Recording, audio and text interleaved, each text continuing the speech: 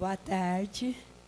É maldade fazer vocês virem aqui às 4h30 da tarde, né? Mas vamos tentar estar com vocês. São colegas todos?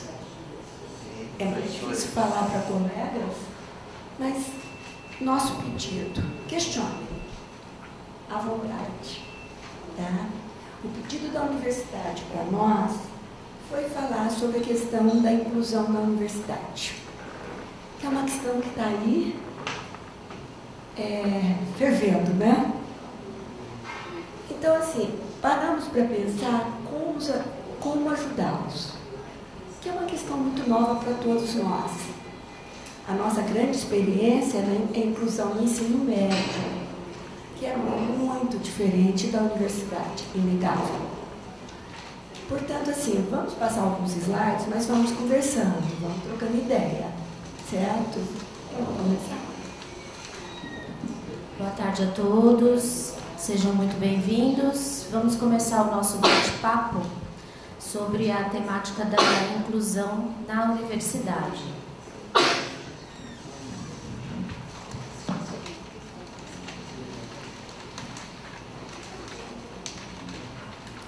A educação inclusiva, ela passou a ser um tema muito debatido, né, há vários anos, e sempre teve um foco para a questão da educação básica. Então, a inclusão era totalmente voltada, todos os esforços em função de legislação e tudo mais, voltado para a educação básica, né? Porém, o que acontece? Quanto mais eu tenho esses alunos inclusivos dentro desta educação básica, em algum momento eles vão chegar até vocês. E chegando até vocês, o que vocês fazem? Então, é esse debate que agora está sendo muito crescente dentro das próprias universidades. A doutora Nívia tem sido chamada para falar em várias universidades. A nossa equipe também, no sentido de o que faremos agora com esses que chegaram até nós, né? Então, é uma temática que está muito presente agora no ensino superior, precisa de processos de regulação, de processos de avaliação, porém esses processos ainda não estão construídos e voltados para o público universitário. Essa é uma questão importante da gente falar com vocês antes de dar início aos outros slides. Nós não temos. E é isso que nós estamos pedindo. Perguntem, falem, porque a gente sabe que é um tema muito delicado. Eu costumo sempre buscar um exemplo pessoal meu. Eu tenho 65 anos.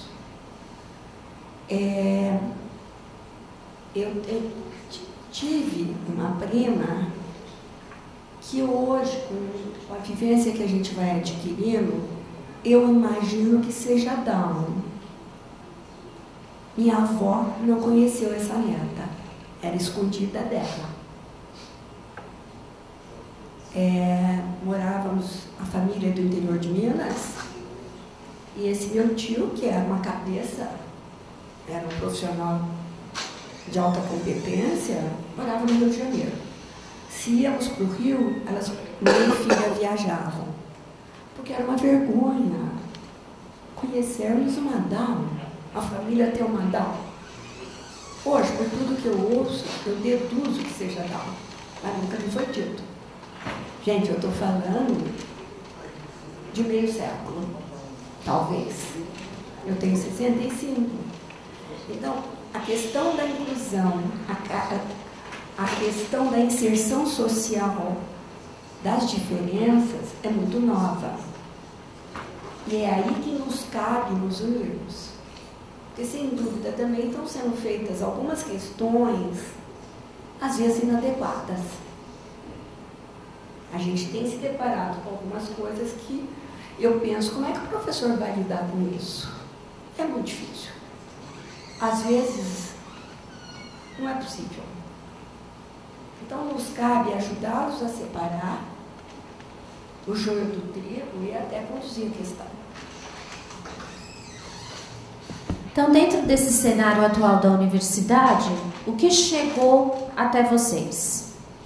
Então, vocês têm duas grandes engrenagens a serem trabalhadas e que têm que caminhar juntas com aquela terceira engrenagem, que são aqueles alunos que a gente considera que caminham sozinhos, que aprendem e que vão de acordo com toda a programação feita, né? Nós temos aqueles alunos que chegam já com um diagnóstico, que inclusive já no vestibular trazem essa documentação que lhes garante todo um atendimento especializado e todo um atendimento modificado, adaptado. E nós temos aqueles alunos, né, que é aquele público sem diagnóstico, mas que a gente percebe que tem alguma coisa ali que não está funcionando nada bem. Então, temos estes dois públicos hoje dentro da universidade, como estavam na educação básica e chegaram até vocês. É inegável que é muito mais fácil trabalhar com situações postas, por exemplo, já que eu usei esse exemplo, do que aquele caso que aparentemente não tem nada, que é o dito mal criado, sem educação, aquele aluno que responde mal. E o professor fica perdido sem saber o que fazer. E na maioria das vezes tem alguma questão importante por trás.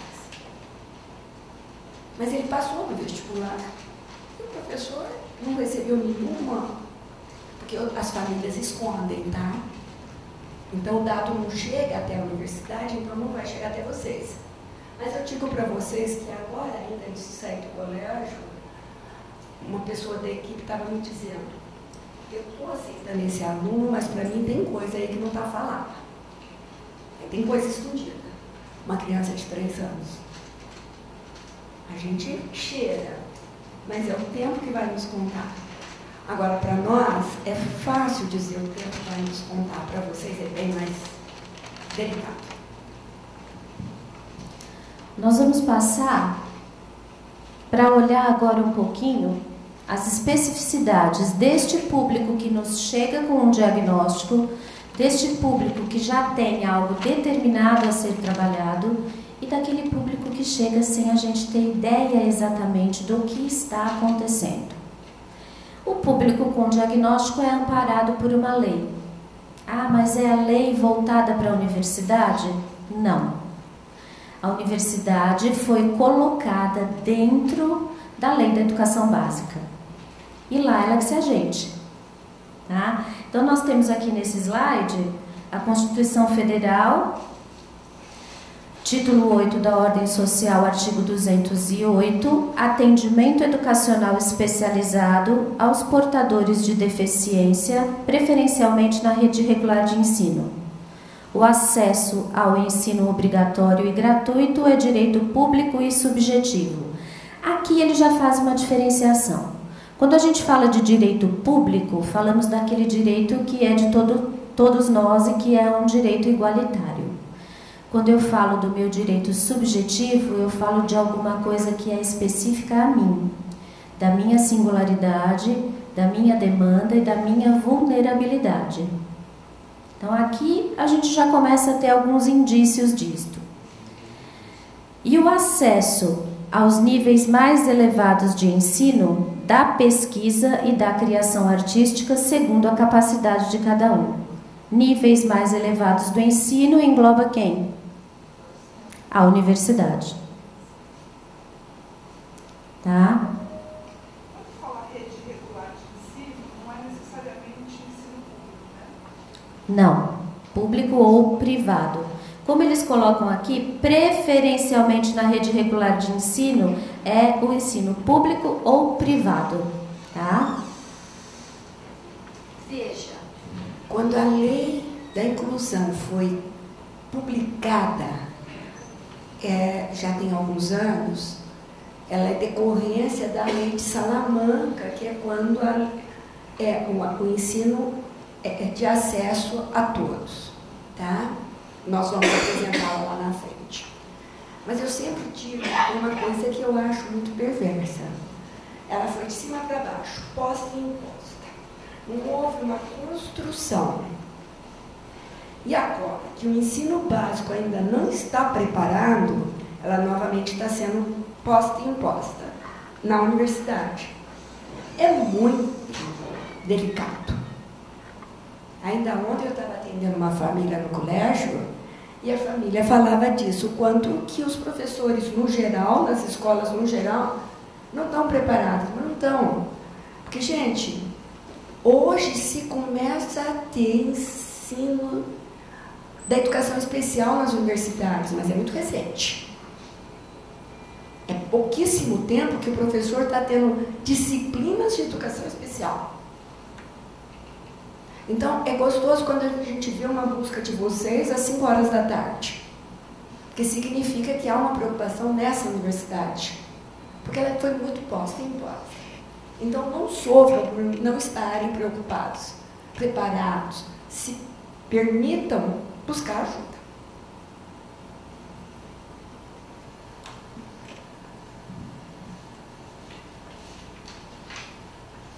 Aí a gente entra na Declaração de Salamanca, que a doutora Nívia acabou de citar. Nós destacamos algumas partes importantes desse documento antes da citação do ensino superior, porque ele também cita o ensino superior. Mas nós achamos importante contextualizar para vocês um pouco o que fala Salamanca. É um documento elaborado na Conferência Mundial sobre Educação Especial em Salamanca, na Espanha, em 1994, com o objetivo de fornecer diretrizes básicas para a formulação e a reforma de políticas e sistemas educacionais de acordo com o movimento de inclusão social. Essa declaração se tornou o grande norte da educação básica. É a grande referência. E ela está vindo para o ensino superior. Ela é o resultado de uma tendência mundial que consolidou a educação inclusiva e cuja origem tem sido atribuída aos movimentos de direitos humanos e de desinstitucionalização manicomial que surgiram a partir das décadas de 60 e 70. Considero aqui a alma da Salamanca. Eu acho que esse último ponto aqui, ele traz muito forte qual é a grande vertente dela. Proporcionou uma oportunidade única de colocação da educação especial dentro da estrutura de educação para todos, firmada em 1990. Promoveu uma plataforma que afirma o princípio e a discussão da prática de garantia da inclusão dos sujeitos com necessidades educacionais especiais nestas iniciativas e a tomada de seus lugares de direito numa sociedade de aprendizagem. Eu diria que o que acontece, se a gente pensar, nas últimas décadas, o movimento de inclusão social em todas as esferas tem sido intenso. Seja da mulher, da pessoa de uma outra cor, seja os portadores de algum problema.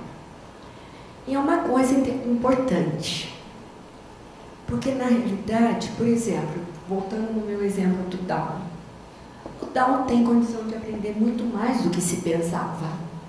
Hoje se sabe que ele tem condição de construir alguns espaços importantes. Temos exemplos, inclusive, lá no Nordeste, de uma professora Down. Já saíram algumas reportagens a respeito, etc. Então, é uma coisa de revermos alguns modelos de ensinagem para podermos acessar as pessoas que têm, às vezes, uma diferença na sua forma de aprender.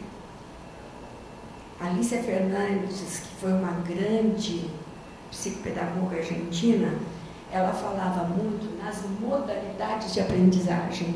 Ou seja, numa mesma classe, às vezes, você tem alunos com diferentes formas de aprender. Então, o professor hoje está exposto a isto. E é importante que ele esteja disponível para investigar e formar o grupo sabendo das diferentes formas de aprender. E muitas vezes a inclusão está dentro desta questão. Se você tem uma visão das diferenças de modalidade de aprendizagem na tua sala de aula, fica mais fácil lidar com as crianças inclusas, os adolescentes, os jovens, os adultos.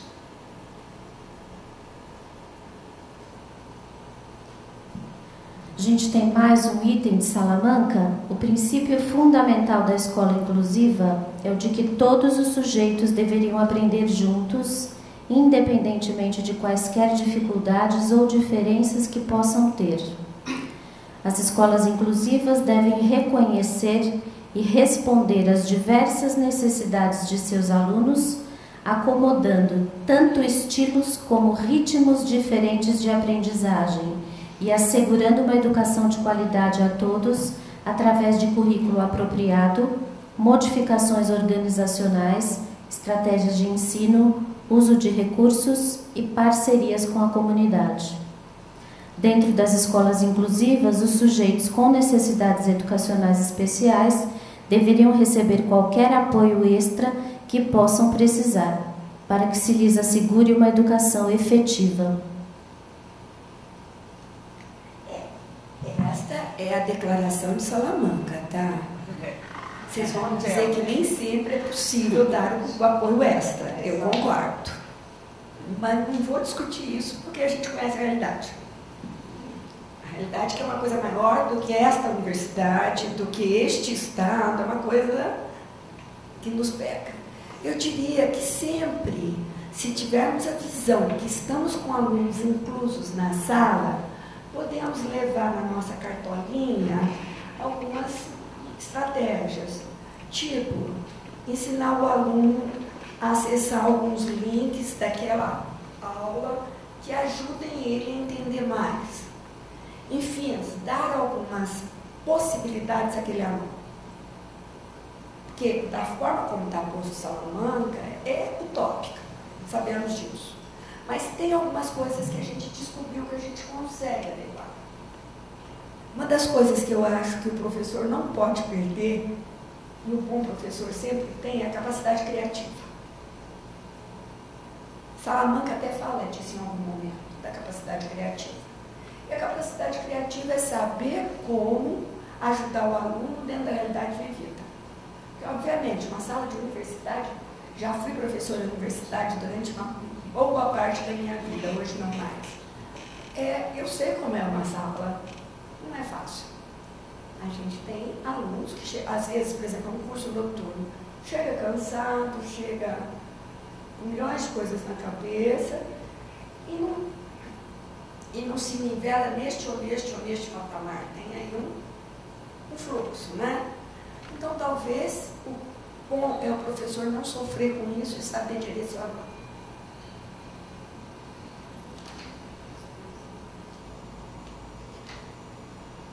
Aí nós chegamos no ponto onde a declaração cita o ensino superior, tá? Então a declaração de Salamanca cita dizendo que deverão ser tomadas as medidas necessárias para conseguir a mesma política integradora de jovens e adultos com necessidades especiais no ensino secundário e superior, assim como nos programas de formação profissional.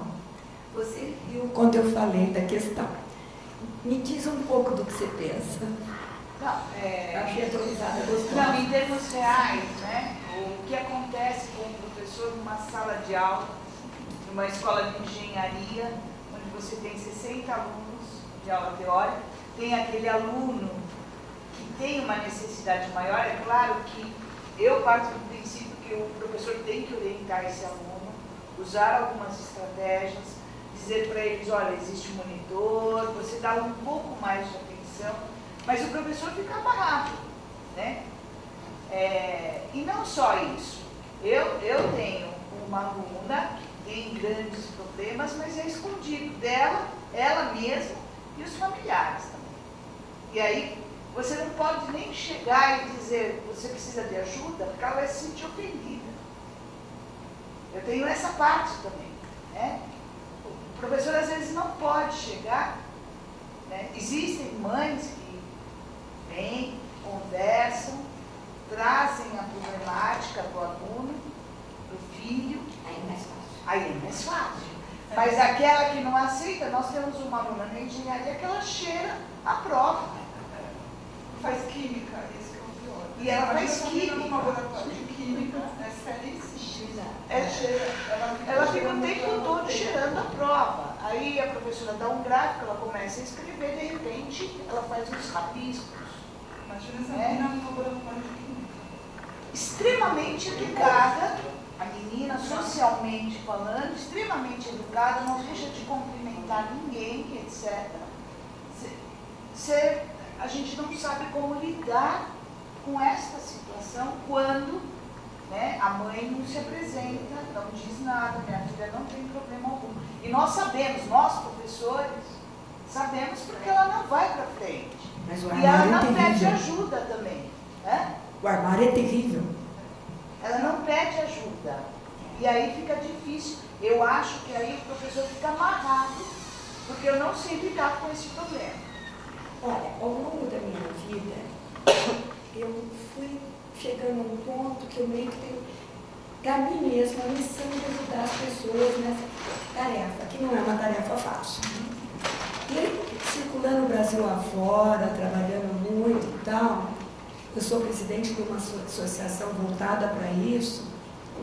Eu acho a Universidade Mackenzie das que mais tentam ajudar os seus professores. Eu de verdade fico encantada com isso. Embora ainda assim não seja fácil. Nada fácil. Porque a gente não... Porque é óbvio que a própria universidade não tem muito o que fazer. Exatamente. Porque veja uma coisa, o MEC nos coloca a lei. Mas, se você toma algumas medidas radicais, você não é protegida. Sabemos disso. Tá? Mas a universidade fez uma coisa no primeiro semestre e está começando hoje de novo, que é um grupo operativo com a nossa equipe, com os professores que quiserem. Vocês estão sabendo disso? Começa hoje às 6h30. E ali dá para a gente discutir mais as angústias de vocês. Tá? Porque, de verdade, uma pessoa dessas, não tem muito o que fazer. Porque não se apresenta, então você não sabe como lidar com ela. Agora, o que você tem que fazer, talvez, por exemplo, é discutir com a nossa equipe, que está aí para te ajudar, como conduzir essa menina a assumir as dificuldades dela.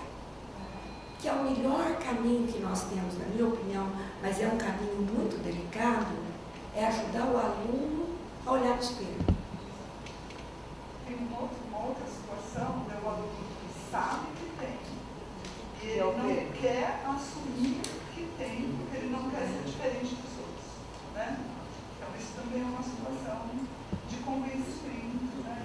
Você chegar É uma situação de um trabalho muito fino, muito pessoal. Convencer o aluno de que ele é diferente, quer dizer, né? Ele tem alguns direitos. Eu tive uma situação dessa no final do semestre, um aluno que vinha às aulas regularmente, infelizmente ele não teve sucesso. Aí quando acabou o semestre, ele falou para mim, não, é que eu tenho TDAH. Eu falei, por que você me falou isso? Lá, então a coordenação não sabe, a universidade não sabe. Ele falou assim, porque eu não queria ser diferente de ninguém. É sofrido, gente. Então, é muito sofrido. Tive uma longa conversa com ele, aí então ele procurou a coordenadora, mas se passou um semestre, quer dizer, teve alguns prejuízos em função que ele poderia não ter tido, porque na engenharia a gente dá um suporte para esses meninos, uma situação de avaliação, e talvez ele não tivesse. Então, é difícil mesmo. Talvez um caminho seja, no início do semestre, conversar com o alunado, mostrando para eles a possibilidade de procurar o professor em off. Às vezes dá certo, eu já vi resultados assim, tá? Oi? Otávio. É um menino que, da química também, a química acho que ele escolhe todo. Né? Jornalismo tem muito. Também. O Otávio veio em pânico, não sabia o que fazer, ele estava chegando, era um ProUni, veio em pânico no corredor, e aí eu tentei acalmá-lo e tal, não sei o quê. Não, professor, não consigo entrar. na sala de aula. E eu entro em pânico. Aí eu tentei conversar com ele, mostrei os professores de física, né, de cálculo, né? Ele sumiu. Aí ele voltou no semestre seguinte, fez, se entrosou, não passou em nada, só passou de metodologia. Mas ele está bem entrosado. Mas ele está bem entrosado.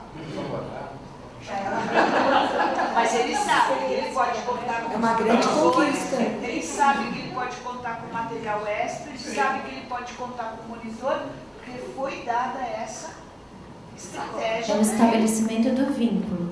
Exatamente. Né? A gente sabe que num cenário de uma universidade, vocês devem ter 80, 70 alunos dentro de uma sala de aula. Não estamos negando isso. Mas é importante estabelecer um vínculo com cada um deles. Porque no momento que eles têm um vínculo afetivo com vocês, em que existe uma proximidade maior, a abertura destas dificuldades, sejam elas pedagógicas, emocionais, ou até nessa questão de estar se integrando ao grupo, elas aparecem.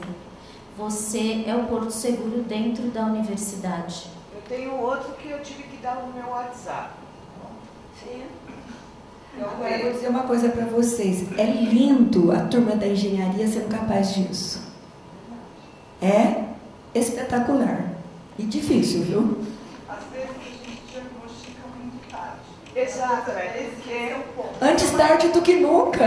Mas isso é uma dificuldade. Às vezes a gente demora numa classe de 60 alunos a você realmente perceber. E às vezes é tarde para aquele semestre. Mas enfim, a gente... Mas no semestre seguinte. Eu vou ouvir e depois eu vou te responder. Eu gostaria de fazer uma sugestão. Eu estou de acordo com o que a senhora disse, porque agora nós vamos ter um futuro em que vamos ter uma multiplicação desses casos. Já que eles estão vindo lá embaixo, e a maioria deles, eu já tive essa experiência aqui mesmo no Mackenzie. Já tive essa experiência e depois se descobre. Mas a minha sugestão é no sentido de que a universidade crie um núcleo para dar, pelo menos temporariamente, um apoio aos docentes da Essa universidade. inicial já existe. Mas é o que eles estão fazendo. Então, esse núcleo, eu acho que nós temos que ter uma maior educação dele. Exato.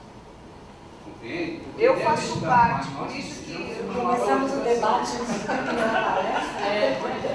Mas ela pediu uma A universidade realmente tem, professor, o programa PROATO. O programa PROATO voltado mais para os alunos, apoio aos alunos, o pessoal da psicologia e alguns professores voluntários de cada unidade se juntam ao líder do PROATO, que dão apoio para a família, atende a mãe, atende o aluno, atende o coordenador. E a minha coordenadoria tem feito a capacitação dos professores. De que forma? Como disse a professora doutora Nívia, não há muito como capacitar, dizendo assim, olha, esse aqui é o caminho mágico que você vai seguir e você vai conseguir dar conta dos alunos com problemas. Cada caso é um caso, cada situação é uma situação. Então, o que a gente tem feito? Grupos de apoio, em que os professores têm aí 3, 4 semanas aos sábados para fazer isso que acabou acontecendo aqui. Desabafar e ter alguém que vá apontando saídas, caminhos. E, aos poucos, a gente solidifica esse grupo. Agora, realmente, eu também estou igual vocês. Eu queria tanto que alguém chegasse para mim e dissesse, olha, segue essa cartilha aqui que vai dar certo. Mas não tem. Mas eu acho que a chave, não sei, posso estar errada, mas a chave é a abertura que ela acabou de dizer. A partir do momento que o aluno encontra alguém para conversar, ele se abre um pouco mais. Isso eu acho que é fundamental. Ela falou uma coisa que eu acho que tem de encontro ao que você está dizendo. Ela diz, mas é muito tarde quando o professor percebe. Eu diria que é um processo mais lento mesmo. Mas o principal é que quando o professor percebe, é que o vínculo está instalado. E é uma área que você não faz sem vínculo. Isso não existe. Agora, o que a professora Marília falou é um fato. Infelizmente, 2 e 2 não são 4. São todos os números possíveis, mas 4 não. Então, é uma construção lenta. E a gente vai adquirindo. Mas a gente vai adquirindo uma confiança. Eu tenho uma história na minha cabeça que me marca muito. 82, lá atrás, eu era a minha primeira formação é psicologia, tá? Eu venho da psicologia. E eu era supervisora da clínica de uma faculdade, de uma universidade. E tinha uma aluna que eu tinha clareza de que ela não tinha a mínima condição de assumir a clínica no ano seguinte. Ou seja, receber aquele diploma. Mas os parâmetros de avaliação daquela universidade, naquele momento, eram extremamente claros e objetivos. E ela correspondia a todos, leu todos os textos. Então, o que eu fiz? Eu passei 6 meses fazendo esse vínculo para ter a concordância total dela em repetir o ano. Meu objetivo era mais tempo para trabalhá-la na construção de alguma coisa. E eu reprovei. E viajei. E o meu coordenador era uma pessoa muito especial. Ele me ligou. Nívia, você está doida? Não passa. Tal. Eu acabei pegando um avião e voltando a São Paulo para mostrar para ele. Ele falou, bom, se você banca, a resposta é tua. Eu falei, não, eu banco. Mas isso é consequência desse vínculo, tá? E a menina repetiu o ano e foi ótimo. Hoje ela é uma boa profissional no mercado. Ela precisava de tempo. Ela precisava de amadurecimento. Então, eu acho que isso que você falou do tempo, às vezes precisa, sabe? Uma das coisas que eu tenho muito claro, o aluno de inclusão, às vezes, não faz o ensino médio em 3 anos. Ele, às vezes, precisa de 4, 5.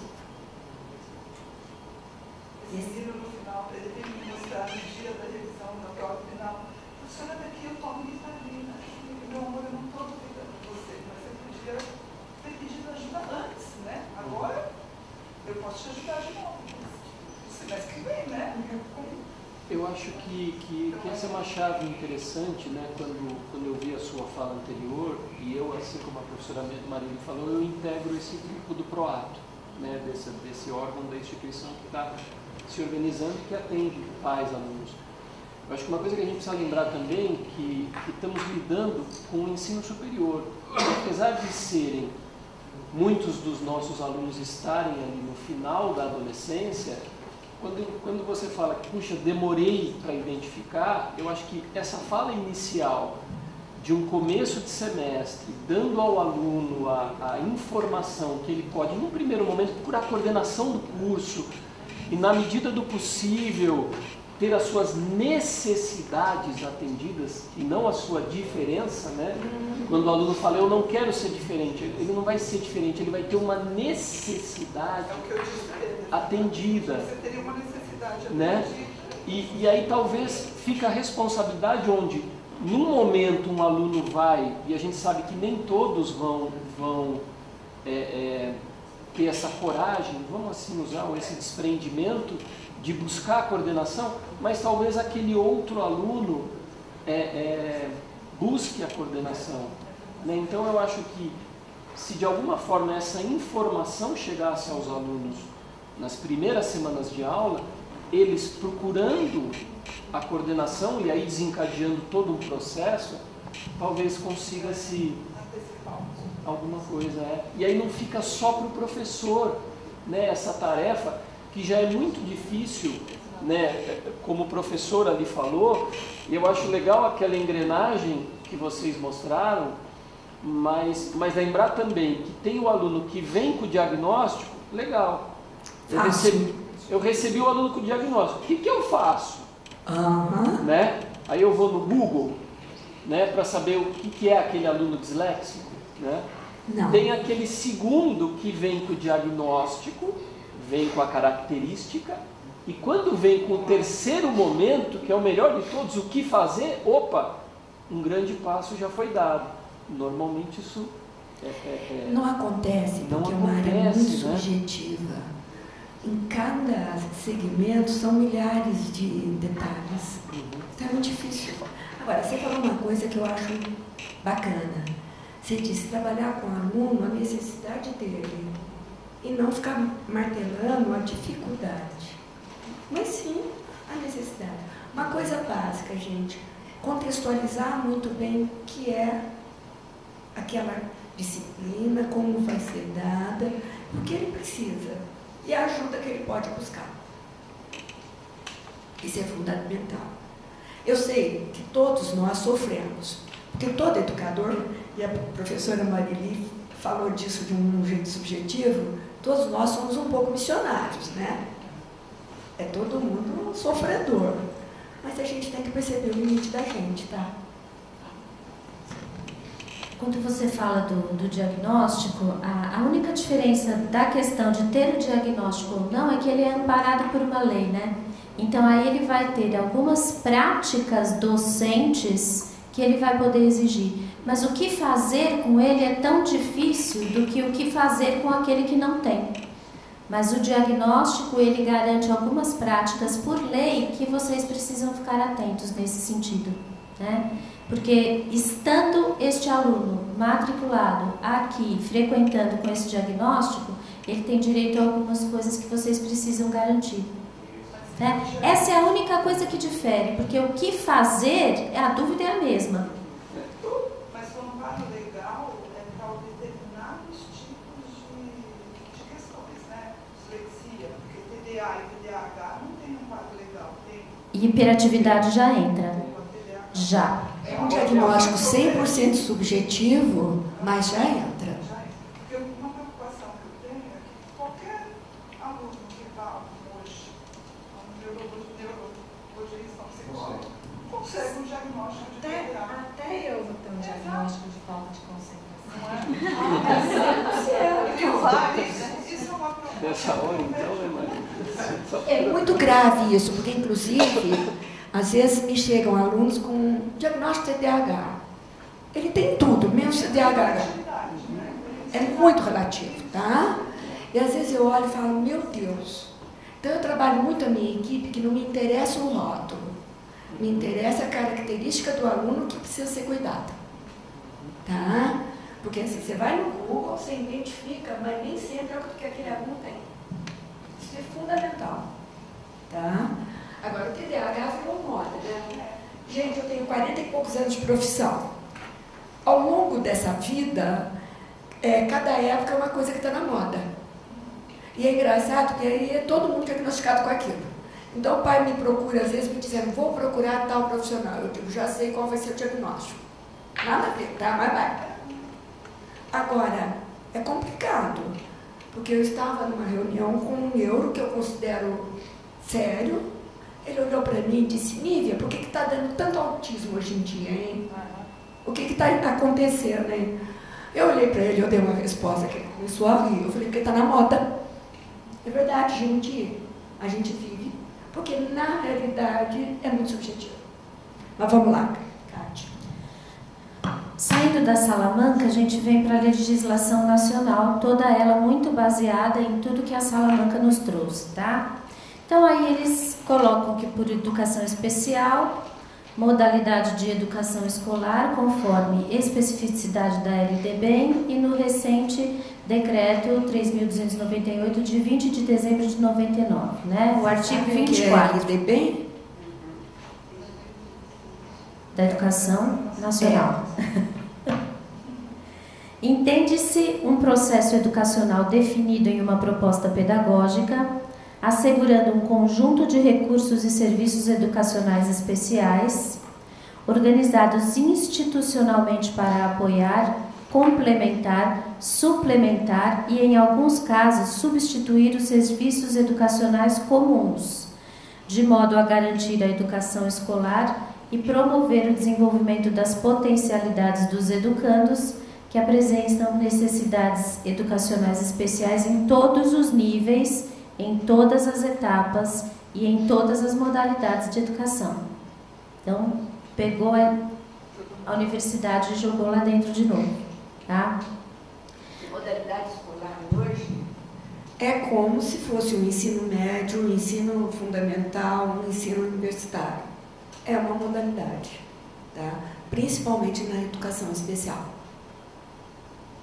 Então, assim, o que eu acho que está chegando para o professor universitário é o que já chegou para nós, a educação básica, há mais tempo, que é o professor precisa mudar algumas características de ensinagem.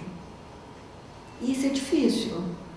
Por exemplo, eu estava vendo aqui, eu me lembrei, a maioria desses alunos não dá para a gente usar os parâmetros curriculares nacionais. Você tem que criar um currículo específico. Então, o que a gente faz hoje? A gente tem os parâmetros curriculares, que é a referência do ensino básico, e temos o que é importante para aquele aluno, o que é possível para aquele aluno. Mas na educação profissional, E a gente vai falar disso um pouquinho mais para frente. É bem mais difícil, eu concordo. Prometo que a gente discute. E quando a gente fala em inclusão, a gente tem a grande tendência de só falar naquele que precisa do complemento e não naquele que precisa do suplemento. Esquecemos aqueles que caminham rapidamente e que às vezes se tornam também uma pedrinha no sapato da gente dentro de sala. Isso também é inclusão, tá? Quando a lei coloca complementar ou suplementar, é ter o atendimento tanto para aquele que tem altas habilidades, superdotação, como para aqueles que têm as dificuldades num déficit cognitivo. Tá? A inclusão engloba todo esse cenário. E às vezes o TDAH é nada mais que uma alta habilidade, tá?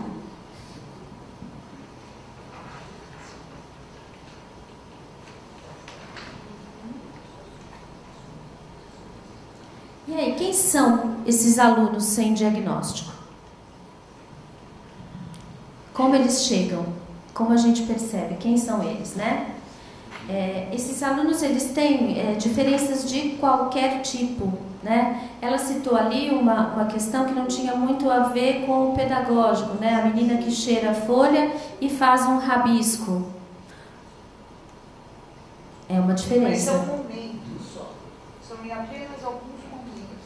Situações talvez angustiantes para ela. Mas a letra é... assim, Não ouvi. a grafia dela é bem complicada. Tá. Também é um alerta. Sim, com certeza. Porque aí você vai montando o quebra-cabeça. É uma letra, é um comportamento, é uma dispersão, é um rabisco. Fazendo esse grande quebra-cabeça, você vai montando aí o perfil desse seu aluno, né? Quem ele é. Quais são os comportamentos que ele te mostram e que te fazem entender que ele precisa de alguma coisa adaptada para ele, né? Que ele é diferenciado nesse sentido. Até questões socioculturais também fazem com que a gente tenha alunos dentro de sala de aula com dificuldades de adaptação, né? Com dificuldades nessa progressão que se espera deles. As diferenças socioculturais também aparecem. Tá? E tem algumas coisas que nós encaramos como questões relacionadas ao esforço pessoal e não são. Muitas vezes, o que a gente acha que dependeria um pouquinho mais da dedicação dele não depende. Isso é importante também observarmos. Tá? Então, esse aluno que vem sem diagnóstico, normalmente é aquele que fica ou no fundo da sala, ou não faz nada, ou aquele que parece o descomprometido, que parece o que não tem interesse, o que veio na faculdade para fazer o social. Às vezes é, às vezes não é. Ah, mas aí é difícil, né? Muito. Muito difícil. Não falamos de nada fácil aqui. Nós temos mais ou menos 90%. Ou mais, né? Não, mas Alguns casos chegam até é 110. difícil, né? Isso era uma epidemia, né? Seria Eu acho que essa lei de inclusão fatalmente vai preparar professores, vocês, numa mudança de ensinagem, porque é difícil, não tem como. E é uma geração difícil que ainda nós não conseguimos nos adaptar. E de repente assim, né? Às vezes, o aluno fica arrogante para esconder os medos dele, as angústias. Agora, vocês são uma equipe diferenciada. Como? Arrogância não. Não, são bonzinhos. É. Às vezes Mas acontece. o descomprometimento, né? Por mais que a gente fala, eles Tem não. bastante. Mas, por exemplo, vocês são muito observadores, porque ela percebe até a letra dessa garota. Isso é muito bom. Quem dá para dar algum suporte, para segurar 10 minutos depois da aula. Mas Não, mas então, aí é o problema. E a próxima aula? Convida para voltar no final da aula, na última sala.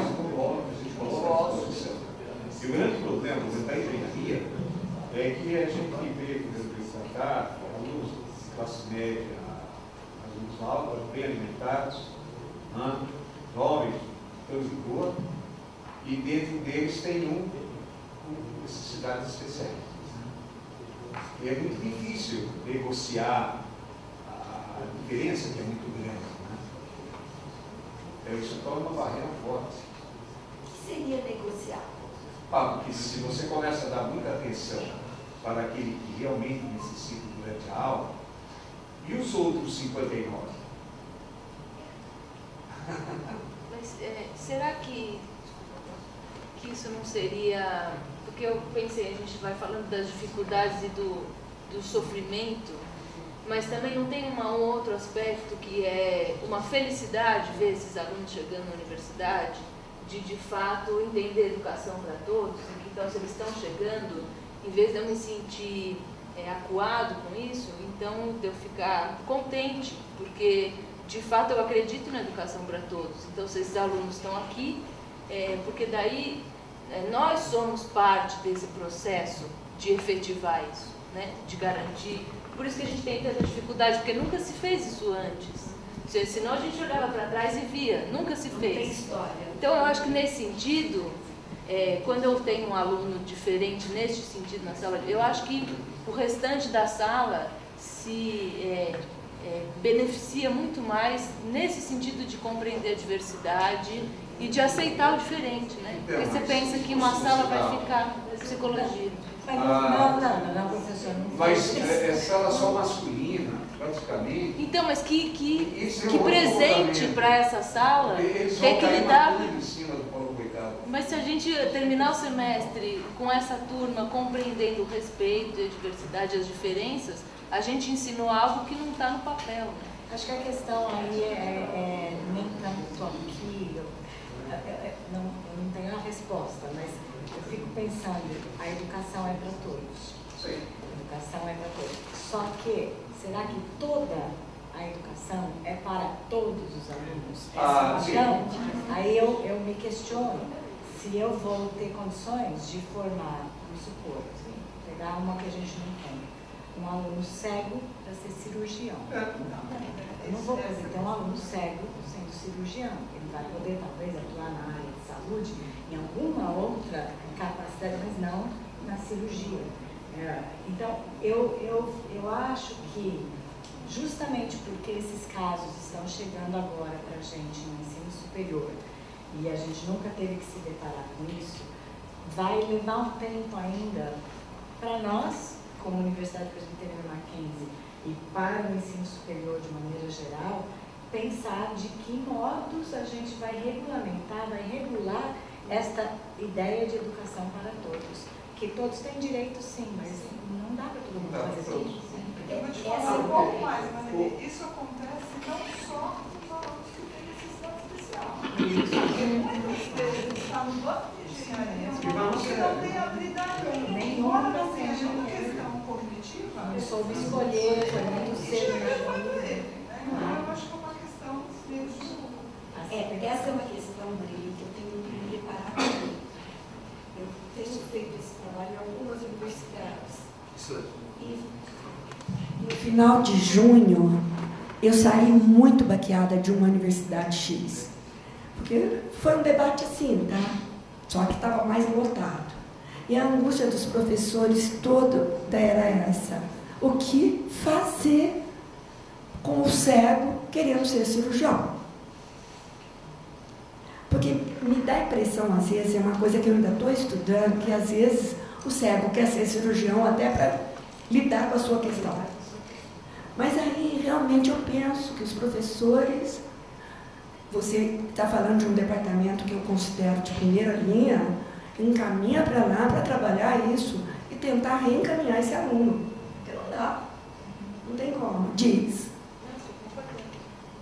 Estou concordando. Tem um exemplo muito característico disso. Eu sou fisioterapeuta, dou aula na graduação, e eu tenho foi meu paciente, e ele é um deficiente físico, tem uma doença neuromuscular progressiva, que acomete todos os músculos, e ele vai perdendo força.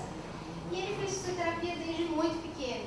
E ele falou que ele queria ser pesquisador, porque ele queria trabalhar em busca da cura da doença dele, tinha um ideal. E entrou na faculdade de fisioterapia, extremamente inteligente, passou na prova, passou todos os anos teóricos muito bem de nota, porque ele é muito inteligente, e agora chegou no ano dos estágios. E ele não tem força, ele não consegue ficar em pé sozinho, quanto mais atender a alguém. E agora? Né? Ele não pode seguir em frente, mas ele teve nota, ele se capacitou em todos os anos da graduação para chegar naquele momento. Mas aí é a gente que tem que pensar num sistema diferenciado de formação para ele. Porque ele necessariamente não quer atender, ele quer pesquisar. E ele vai poder, ele não quer fazer cirurgia, ele quer estudar. Então, mas para a graduação em fisioterapia precisa do estágio. Mas aí a gente tem que pensar em situações diferenciadas. Aí eu acho que a Marili tem razão, entra a flexibilidade. A gente tem que pensar. Tem que passar por esse, apesar da grade curricular do MEC exigir aqueles pontos, a gente tem que conseguir. Aí eu penso, por exemplo, no ensino básico, eu criei algumas questões que foram aprovadas pela diretoria de ensino, pelo Ministério da Educação, que é sai com um certificado, com uma capacitação, marcando o possível e o não. Eu não sei no ensino superior se isso é possível, não é. No ensino básico também não era, tá? Foi uma luta, mas eu consegui. Tá? Por isso que os debates dentro das universidades precisam existir até para esse tipo de construção.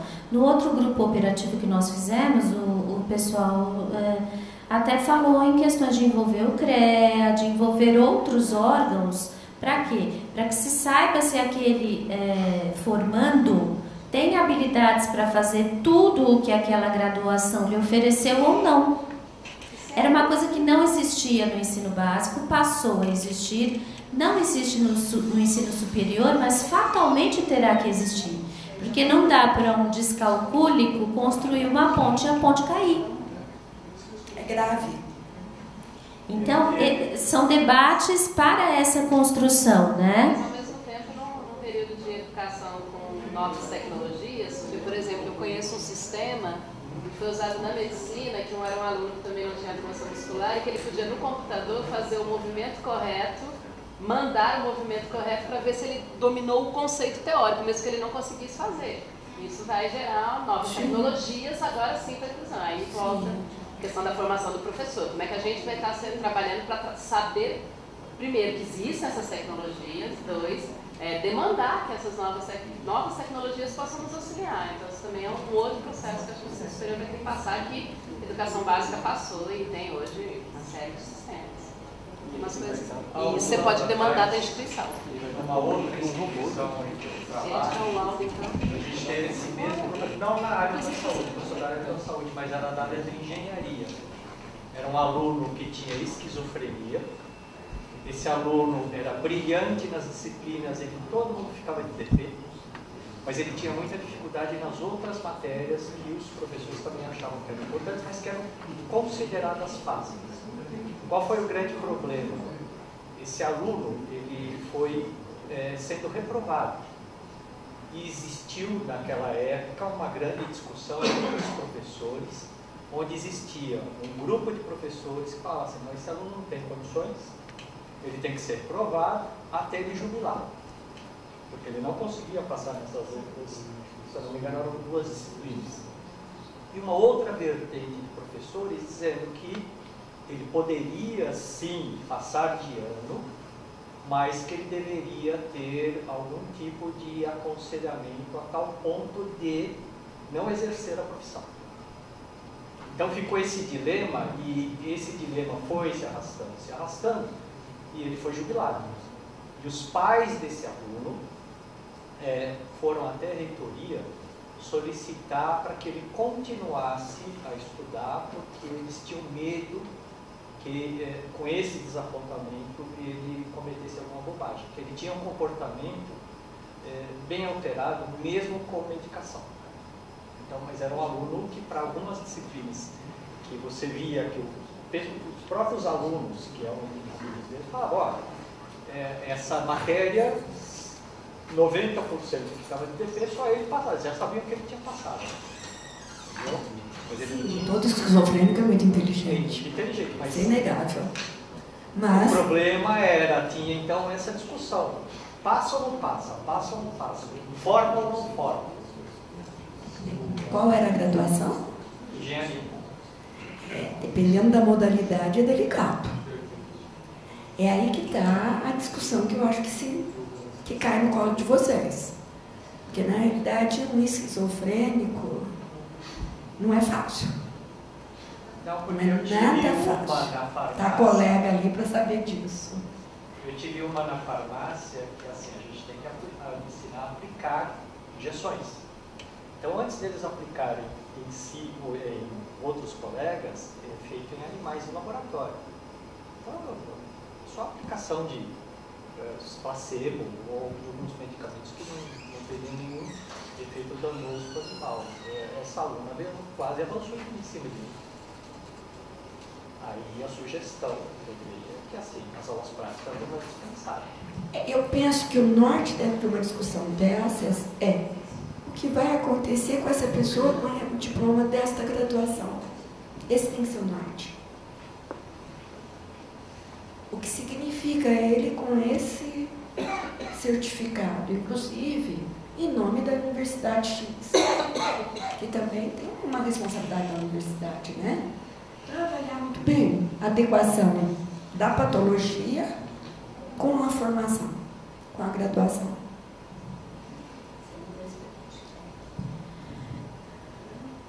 Além dessa questão dos não diagnósticos já citados aqui, né, diferenças de todo tipo, a questão social, cultural, qualquer aluno pode apresentar uma menor habilidade em algum aspecto ou outro, sendo ele inclusivo ou não.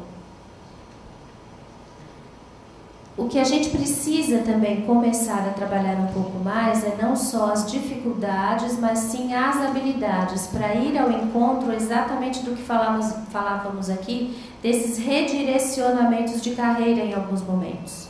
Porque quando a gente frisa muito a dificuldade e a gente não abre novos caminhos para novas habilidades, o caminho fica mais truncado, fica mais difícil da gente conseguir uma progressão com esse aluno. E sempre considerar o mérito das estratégias que a gente vai usar com cada um deles. O que vale a pena com um, o que vale a pena com o outro. É lógico que na universidade isso é um pouco mais difícil, sim. O professor acabou de citar, uma aluna não podia ter aula de laboratório. É uma estratégia que para ela não era viável. Então, como a gente vai elaborar essas estratégias? Olhando para esses alunos, cada um com as suas subjetividades e com as suas habilidades. É aí que, no departamento como esse que a professora Marilis cita, vai ter um valor daqui para frente absoluto. Porque é muito delicado e muito subjetivo. Pois não? Pois não. Então, quando o grupo de professores se depara e tem essa visão a respeito de um aluno, a coisa não é tão difícil. O problema é quando aparece essa notícia isoladamente. Esse é o problema. Porque o que eu quero dizer é o seguinte, digamos, numa turma nós temos 7 professores. um identifica. E os outros não têm conhecimento. Então nós precisamos ter uma estratégia na universidade em que, reservadamente, alguém que levanta, que pôr nota, leva para o coordenador, e o coordenador reservadamente estuda aquele caso para chamar os outros professores para que todos tenham conhecimento daquilo. Porque talvez para alguns professores isso não seja perceptível. Então aí que a gente vai encontrar uma dificuldade de tratamento nesse ponto. É tudo muito delicado, tudo muito difícil. Às vezes o aluno está travado com um professor, com uma professora. Ele está travado com aquilo. Ou com a habilidade que aquele professor exige, porque são disciplinas diferenciadas. Então ele pode ter esse impasse com um professor, pode ser por vínculo, pode, mas pode ser também pela exigência da habilidade da disciplina daquele professor que ele não consegue dar o retorno. Então é muito comum também nós lá no ensino médio escutarmos: nossa, mas comigo ele está 10, está jóia, e um outro professor falar: não, mas comigo não. Então tem isso que o senhor falou, é extremamente importante, né? Às vezes um professor enxerga e os demais não enxergam, mas é muito bacana a gente saber por que não enxergou. Porque conseguindo captar essa questão deste motivo, pode ser por uma habilidade, pode ser por um vínculo, aí já é o início de um caminho para uma solução. E na universidade, eu acho também uma coisa que tem que ser levada em conta para criar o vínculo, é que é semestral. O período que o professor tem de contato com um aluno, com uma turma de 60 alunos, é muito complicado em 6 meses. E você depende da disponibilidade do aluno também, né? Todas essas habilidades e jogar com isso é muito mais difícil do que no ensino médio, que as turmas são um pouco menores e é anual, né? E a questão do vínculo vai de uma disponibilidade interna de professor e de aluno também. Então, cada um vai ter o seu tempo no momento de criação desse vínculo. E nós colocamos que é natural encontrarmos obstáculos de todo tipo, na medida em que é muito recente na universidade. Mas eu acho que vocês recebem no colo um pacote muito mais difícil do que o ensino básico. Porque, inclusive, vocês estão entregando um diploma de engenheiro, de farmácia, de fisioterapia. Sim, profissional, né? É grave. É muito grave. Por exemplo, dá para os esquizofrênicos, isso, dependendo da gravidade do caso, porque todos os casos têm nuances. Um diploma de médico, o que ele vai fazer com isso? É aquilo que eu falava, vou dar um diploma de psicóloga para essa pessoa, o que ela vai fazer dentro da clínica? Se faltava a competência dela com ela mesma. Isso é muito complicado. Oi. Eu ia fazer uma pergunta de abuso, posso fazer? Na sua experiência, educação básica e ensino médio, quando você dá um diploma de ensino médio para esse aluno, o que você espera que ele faça a partir daí? Olha, é uma realidade muito diferente da universidade. Você está dando um negócio para você, ele está pronto para o ensino superior. Não. A gente não é? Não. A diferença que eu iria dizer é onde ela falou. Vocês têm 6 meses com ele. Eu tenho, às vezes, 7 anos. E, às vezes, esse tempo para mim é curto. E eu tento mostrar para os pais que eu preciso de mais tempo. Tá? E com isso eu vou tentando trabalhar os pais, por exemplo, encaminhar aquele aluno não para a universidade, mas para uma capacitação profissional mais adequada. Consigo sempre? Não. Seria sonho meu dizer isso, tá? Mas é mais possível do que para vocês. Tá? Então, muitas vezes eu consigo mostrar para o pai, e assim, eu tenho condição de trabalhar com o pai muito mais próximo do que vocês. É inegável. Tá? E às vezes eu consigo mostrar que o filho não está pronto para a universidade. Às vezes acontece de ir e voltar. Que tá, acontece. Vai, sofre, volta pedindo socorro. Tá? E eu já acabei, dentro dessa experiência, dessa vivência, construindo curso de qualificação, de capacidade. Eu fui estendendo, tá? Porque não é simples, não. Então, uma das coisas que eu acho que às vezes vale é aquela minha experiência lá de 82, de convencer o aluno de que vale a pena ele repetir aquele ano. Às vezes ajuda, tá? Porque você ganha um tempo de trabalho. Porque hoje eu acho que a questão está muito mais complexa. Porque o filtro do ensino básico era muito mais fechado. Hoje ele está aberto. As escolas estão fazendo o seguinte: eu sou obrigada a aceitar você, você fica ali no canto. É assim que as escolas estão fazendo, na sua grande maioria. Sim, não é inclusão. E aí ele chega para você. Nova exclusão, a segunda exclusão. É. Com certeza. Não, mas é. Eu falo que a lei da inclusão, da forma como está posta no ensino básico, é uma exclusão. Mas não duvide disso. Então, realmente, vocês recebem, às vezes, uma batata. Mas eu acho que todas essas coisas que a gente está conversando é por aí, não tem uma solução mágica. Eu adoraria chegar aqui e dar uma fórmula. Não, foi no sentido de ajuste de expectativa mesmo. Porque eu acho que falta muito essa conversa entre educação fundamental, básica, com o ensino superior. A gente não conversa, um fica mandando pro outro, né? A culpa é tua, você me entregou algo que não estava pronto. Uma coisa que eu tenho procurado fazer, tá? É tentar conversar com a coordenação daquela universidade quando vai estar o aluno. Algumas universidades me recebem muito bem, outras não. Amanhã mesmo eu vou brigar com o coordenador de uma universidade que não quer me atender e ele está recebendo um aluno que não vai dar certo se ele não souber conduzir. Tá? É um sonho, você já tem até os métodos, né? Eu queria dar na mão dele tudo que eu tenho desse aluno, mas ele não quer receber. Essa é a diferença de vocês querem. Isso é tesouro. Eu acho que tem uma coisa importante para a gente refletir também, já que vocês têm trazido, né, no curso que eu participei com vocês, foi muito bom, e hoje nesse momento também, sempre essa ponte que está ocorrendo da educação básica para o ensino superior, que tem uma prática muito bacana na educação básica, que me parece que nunca fez parte, ou em poucos cursos, do hábito do ensino superior, mas que vai ter que fazer parte, que é conversar sobre os alunos.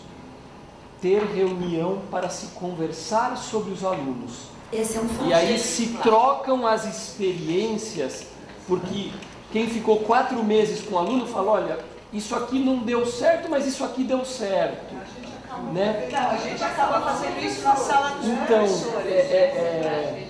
Tem que ser na minha leitura e na minha interpretação. Isso acontece bastante. Sim. Né? Eu trabalhei no ensino médio também, fui diretora de ensino médio de escola. Então, todo ano a gente fazia uma reunião com a passagem dos alunos, né? Com as dificuldades cognitivas de cada um, com as questões de cada um, né? Quem tinha atendimento, quem tinha um psicólogo, né? Então, isso é uma coisa que ajuda bastante. Só que para a universidade semestral, isso acaba ficando uma coisa muito complicada, eu acho, né? No colégio isso funciona de fato, mas na universidade a gente acaba fazendo isso na sala dos professores. E que talvez a gente não considere que isso é um trabalho super importante. A gente falou, para um eu dei o WhatsApp, para outro eu dei tal coisa. Isso eu acho que produzir conhecimento na prática. Isso a gente precisa se falar mesmo. Falar, escrever. A gente precisaria escrever a respeito, de repente se juntar com a Lívia, se juntar com o pessoal do PROAT, juntar com o pessoal da educação, com o pessoal da engenharia e começar a escrever as experiências. Vocês da engenharia têm tido, o professor falou que no jornalismo também, o professor de direito está aqui, eu sei pela Suzana que também tem tido casos, a gente precisa escrever.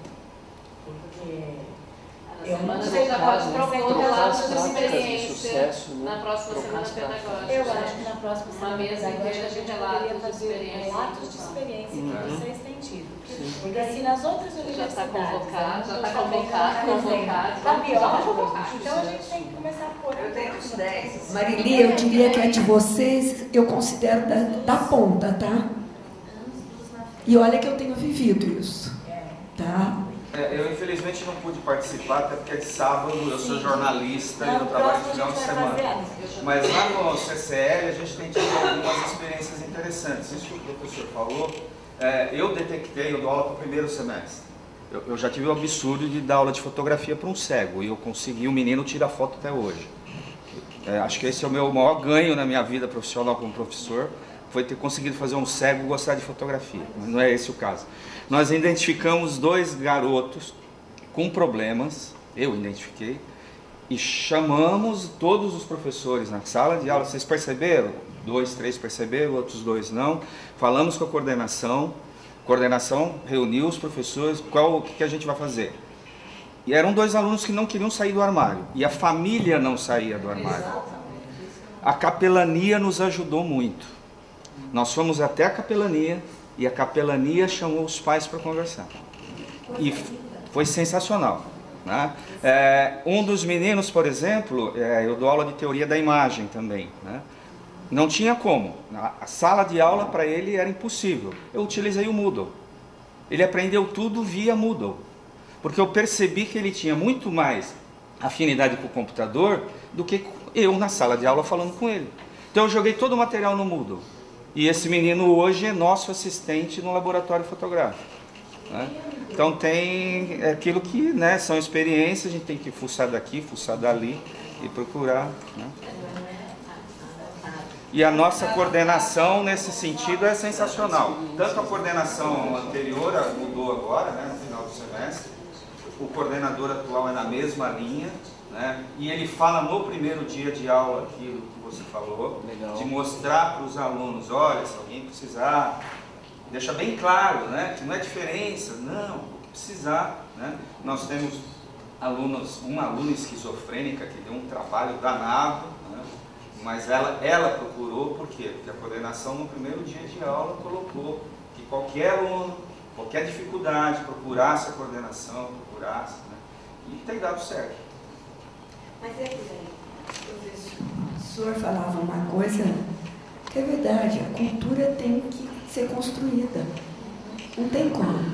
O professor dizia, um professor do 7 identifica, é por aí mesmo. E esse pode ajudar os colegas. Porque é verdade, aquele que vincula mais, que tem um canal melhor com aquele aluno, não consegue. E isso, gente, é humano. A gente levou 2016 anos, na era só depois de Cristo, né, excluindo. É por aí. Só isso. Você quer ler esse pedacinho? Porque eu acho que fala exatamente do que a gente estava conversando. A literatura coloca para a gente toda a literatura que já tem sido construída em função da inclusão universitária, né? Porque muita coisa já tem sido conversada. Nada determinado, mas muitas conversas acontecendo, né? Essa literatura coloca para a gente que as maiores barreiras que se tem dentro da universidade são questões ligadas à atitude do professor em relação à aceitação deste aluno inclusivo que chega na universidade e barreiras pedagógicas também. As barreiras pedagógicas vêm ao encontro do que a gente fala de formar um engenheiro com descalculia. Isso é uma barreira pedagógica. Mas a literatura mostra também uma questão importante, que é a barreira atitudinal do professor ou da própria instituição, quando eu falo universitária, não só como instituição X, mas do cenário universitário que até hoje não tinha recebido nenhum tipo de aluno nesse sentido, né? Então, se coloca essas 2 barreiras como sendo as principais, as que mais causam esse grande impacto para que o trabalho seja feito. Mas o processo é esse mesmo, é ver vocês aqui. Da família. E a aceitação da família? Porque muitas vezes a família não aceita que uma universidade, por exemplo, o cego, o cirurgião, a família quer que seja. E eu até lanço uma pergunta para vocês. Que outras barreiras a gente pode encontrar? Uma barreira é essa, família não tem aceitação. Que outras barreiras a gente pode encontrar? Mercado. Nós temos no ensino superior, nossos alunos são maiores de idade. Eles podem não querer a família. Isso é fato. Ele pode não querer a família na universidade. E ele pode não querer ser abordado também. Que é bem complicado. Eu diria para vocês que o jovem sabe quando ele precisa de ajuda. De alguma instância, com tudo que nós falávamos, em algum momento, ele aceita ajuda. E ele sabe que se a família for acolhedora, ela vai ser uma ponte para ele. Até porque a geração canguru, os jovens estão chegando na universidade mais dependentes das famílias, né? Então deixou de ser uma coisa tão feia. Então eu diria para você que talvez a gente consiga. E na questão que... Como? Temos que... Nós temos um caso, eu pessoalmente não conheço, mas ele já está há 10 semanas. Ah, nós já sabemos dele. Já que a mãe já. Pede, aquele citado no grupo operativo, doutora, aquele aluno da engenharia que está há 10 anos na engenharia. E quer ser engenheiro, mas ele não tem condições. E a mãe se ampara na lei. Nossa, aí é que entra a lei, a mãe se ampara na lei. Exatamente. Mas aí é uma coisa que é a responsabilidade da universidade. Né? Aí, gente, no ensino básico, não é. A lei não manda proibir. Não, manda oferecer as condições. Oferecer as condições. Mas no ensino básico, o que eu tenho visto é escolas XY, boas escolas, dizerem não tenho condição de ficar com seu filho. Mas ela não aceita, ela quer uma filha. Não, eu vi mães irem atrás de grandes advogados para exigir que aquela escola X aceite o filho. Eu digo para essa mãe, você tem noção da bobagem que você está fazendo com o teu filho? Não consegue perceber? Não. Agora, o ensino superior tem uma vantagem, ele não tem que aprovar, né? A lei não obriga isso, né? Mas, por enquanto, gosto disso, é verdade. Mas, por exemplo, eu fui procurada por um professor de uma faculdade de medicina de São Paulo, me pedindo ajuda. Ele é professor na área de anatomia, radiologia, ele é um radiologista. Ele reprovou o aluno por 6 vezes na disciplina dele. E aí os pais foram atrás dele N vezes, querendo que ele aprovasse exatamente isso. Ele dizia para mim, não tem que fazer. Eu disse, a lei te protege, você pode reprovar. Mas tenta mostrar para essa família que esse menino não está em condição de fazer medicina. A família não consegue entender. Esse é o problema. Ela quer porque quer. Aí o problema não é nem a pessoa. Porque você criou, depois da 6ª reprovação, esse menino vai fazer, além das dificuldades dele, ele vai optar para terapia. 6 vezes é muito. Não, mas a família quer. Quer dizer, quem está errado é a família. É a família, com certeza. E aí é que esse departamento de vocês pode ajudar muito. Ou a capelania, que ele falou de uma forma tão linda. Porque essa família precisa ser ajudada a perceber algumas verdades. E não é fácil. Eu sei disso. Eu vivo isso. Eu acho que a lei não maiores problemas é a família. Às vezes a pessoa até ela sabe que ela não quer aquilo, mas a família quer que ela tenha aquela condição. E o pior é que quando a família é tão doente quanto o filho. Aí é mais difícil ainda, tá? Mas nos cabe tentar ajudar. As conexões. Vocês têm alguns instrumentos bons, que a maioria das universidades não tem. Isso é bom.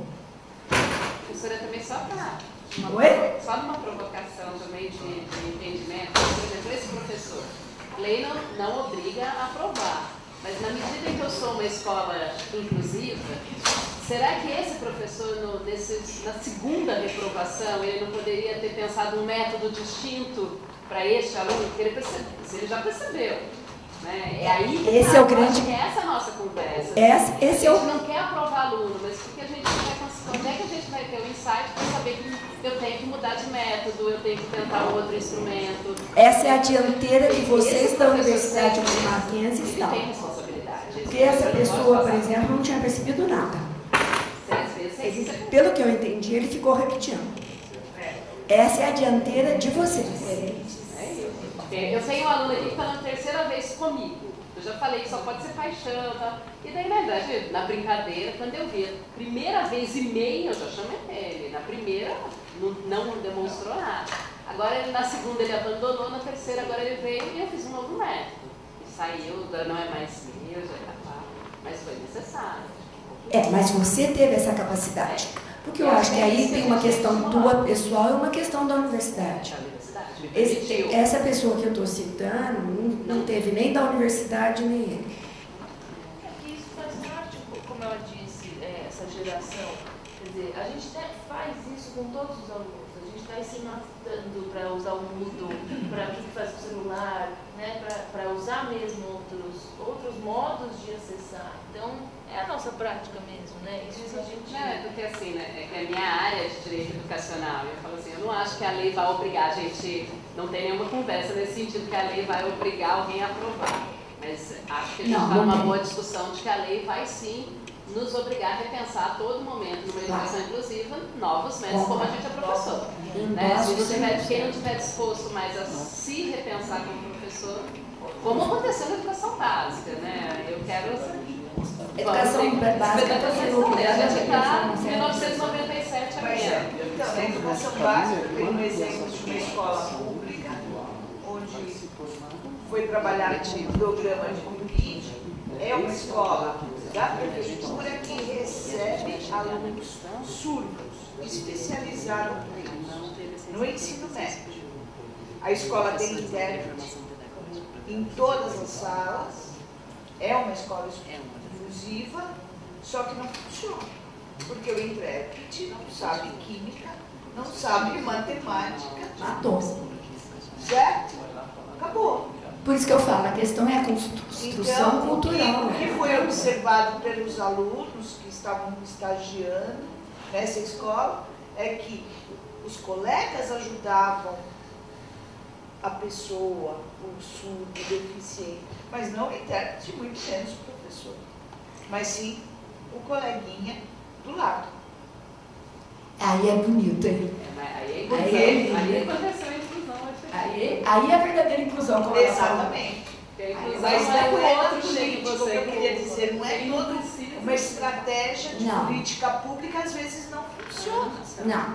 É isso que eu quero, né? Quer dizer, a lei vem de cima. Aí é uma escola específica que conseguiu construir um espaço para isso.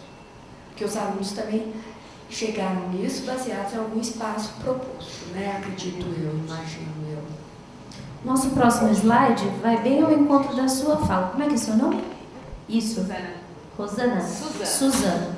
Suzana falou da questão do professor se modificar nas estratégias, né? Na universidade, a gente presume que o vestibular já faz a seleção desses estudantes mais capazes.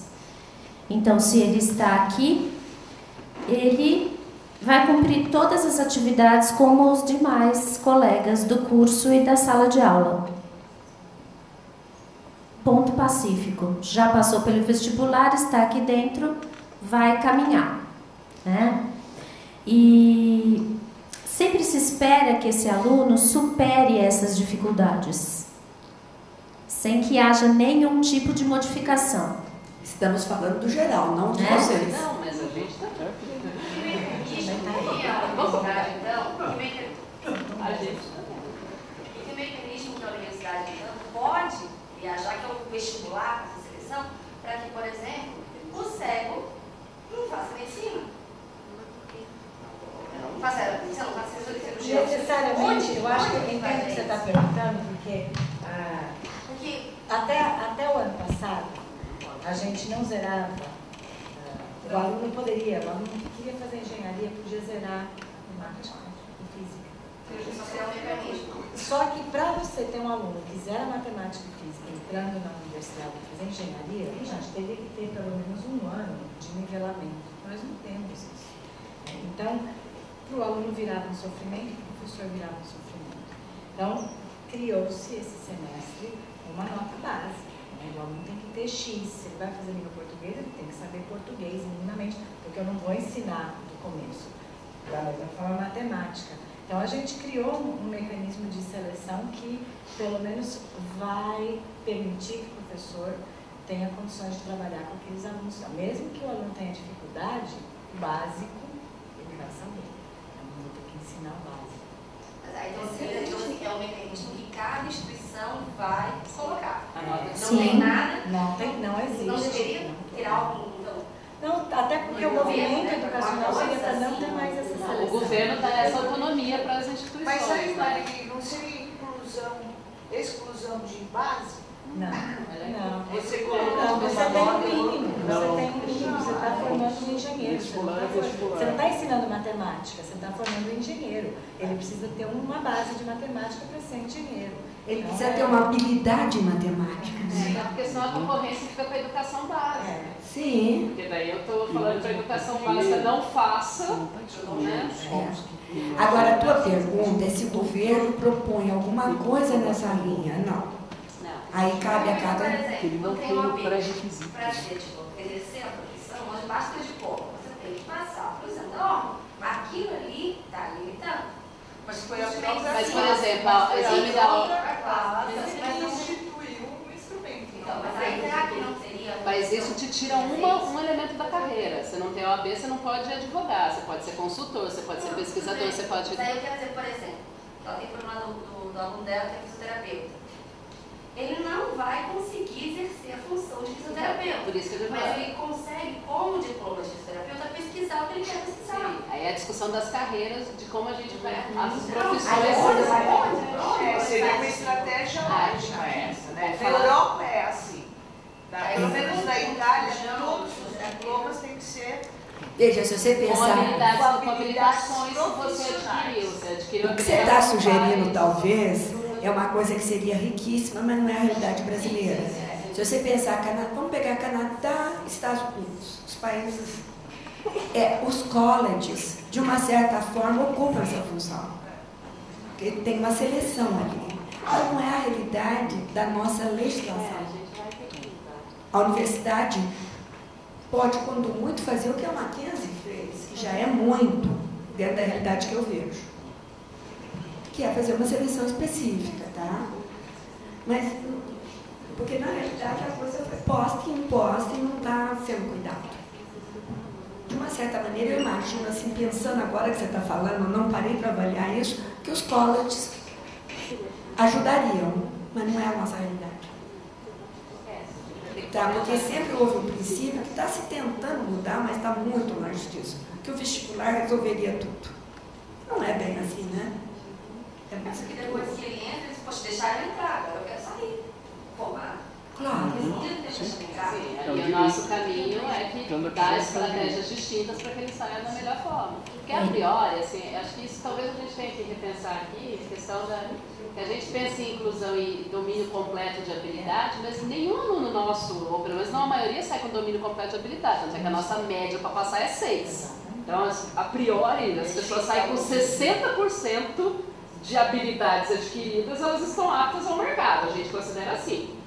É isso, né?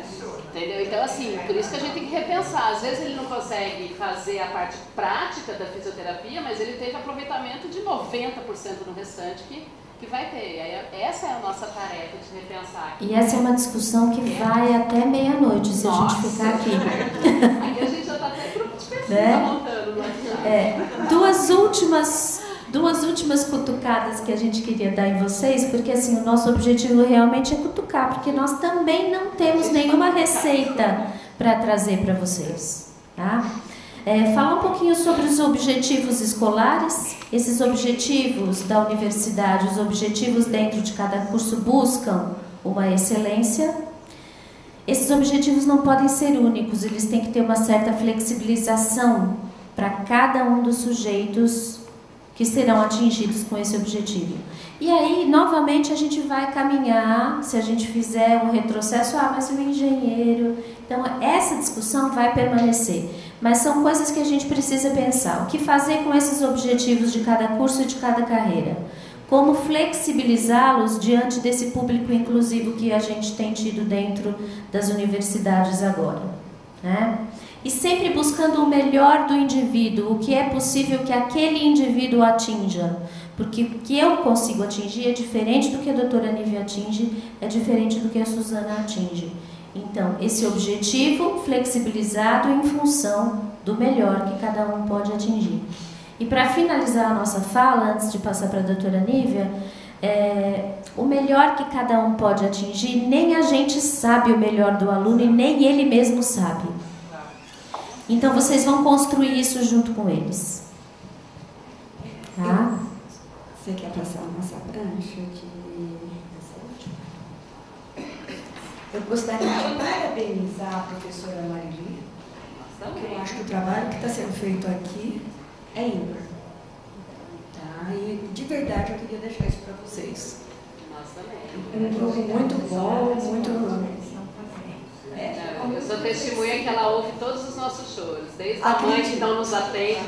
Eu liguei para uma mãe, ela falou que o filho não tem nada, eu estou vendo até, ela ouve. Acredito, eu acho que merece parabéns. Agradecer a oportunidade de estar com vocês e sair bem. Porque de verdade eu estava dizendo para as meninas hoje na almoço que eu tenho pensado em desistir desse trabalho, porque eu tenho saído muito desanimada. Com vocês é uma força boa. E aí, dentro dessa fala da professora Kátia, dizendo que é construir com cada aluno dentro do possível, eu queria contar uma coisinha para vocês, que hoje de manhã no consultório eu acabei falando para o paciente.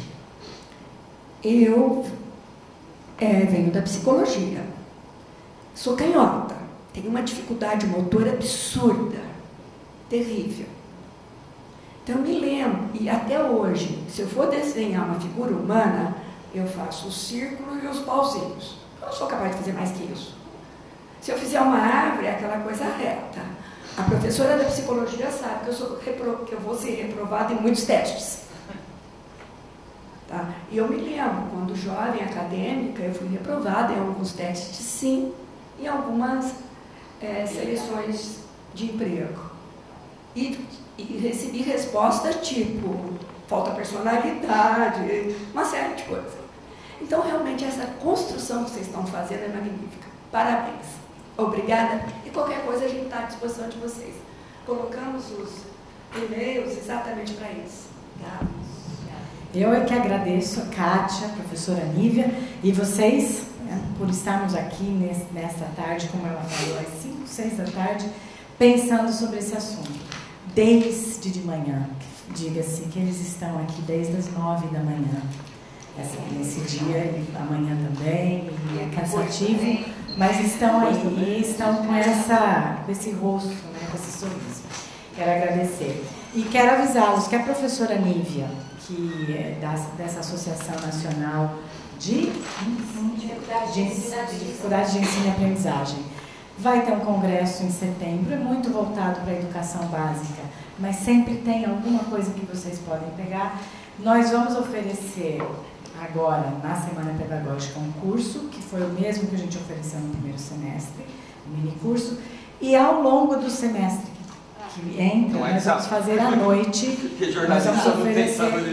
nós vamos oferecer à noite a modalidade, e vamos aprofundar talvez em modalidades mais específicas de dislexia, de disgrafia, para a gente poder capacitar melhor vocês no que é possível ser feito. No sábado vocês não pensam em oferecer, que nem foi o FOPEP uma vez? Então, a gente ofereceu. Deixa eu conversar com elas. Por enquanto, esse semestre eu estava planejando à noite para atender as pessoas que não puderam fazer no sábado passado. Complementando a professora Marili, esse é um simpósio agora em setembro, com profissionais que falam das patologias. Tá? Então, se vocês quiserem, o Mackenzie tem algumas bolsas que tá aí para vocês, tá? O congresso de 3 dias vai ser em maio, mas também nessa linha das neurociências, das patologias, e com profissionais que eu considero muito bons, tá? E isso pela ideia que é a Associação Nacional das Dificuldades de Ensino e Aprendizagem. Dr. Google ajuda. Muito obrigada.